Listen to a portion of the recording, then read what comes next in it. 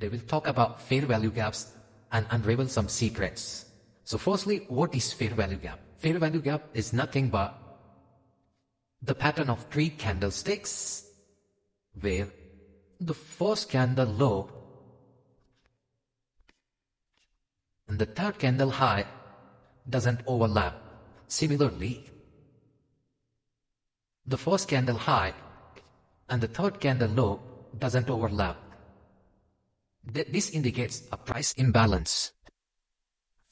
For instance, if the low of the first candle and high of the third candle overlaps, then there is no fair value gap. Similarly, if the high of the first candle and the low of the third candle overlaps, then there is no fair value gap. Okay guys? CB is nothing but sell side imbalance and buy side inefficiency. So see, we can see here clearly the sell side was offered, but the buy side was inefficient.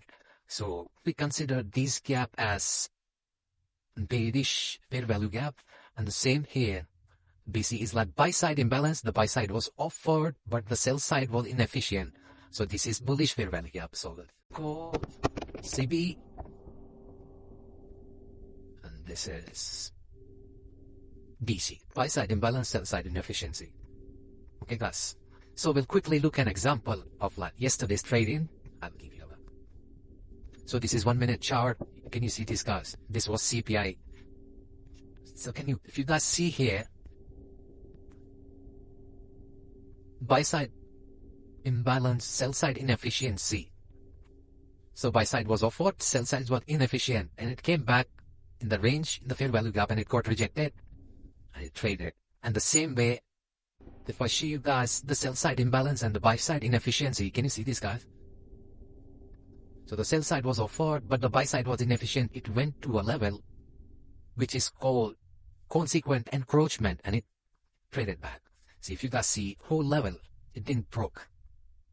So it traded till certain level, so it's respecting. So now I'll explain you guys what is consequent encroachment. So let's get into it.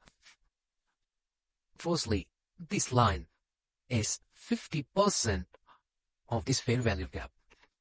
If the wick is closing below or touching half or even like filling up the full fair value gap, we still consider it as a like fair value gap. It's still valid. But if the wick is closing above, it's most probably going to fail. We consider it as fair value gap only if the wick candle is closing below the fair value side. Below it's 50%. If it's respect this way, it's most likely to be following this way, then this retest, then it's gonna come down. The same way, if the is closing above the 50%, then it's most likely to be valid. If it closes below 50%, then it's most likely to get failed. And it leads you go this way, this way, and this way.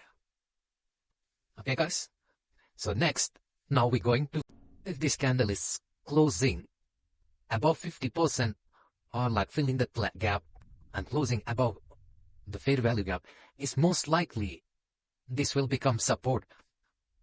This will act as support.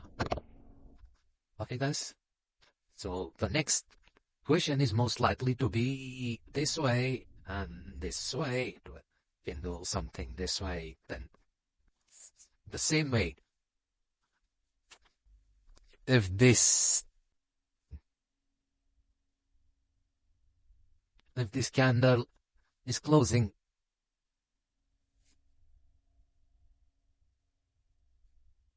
below this, same way, if this candle is closing below this, this will act as resistance. My goodness. So the next, we're still here. Back here, fair value gaps. So if you come back here, if you guys see here, this was base fair value gap. I traded when it rejected this, and this became IFVG. So it supported, and it flight back, as you guys can see. So that's all, guys. Hope you guys enjoyed the video.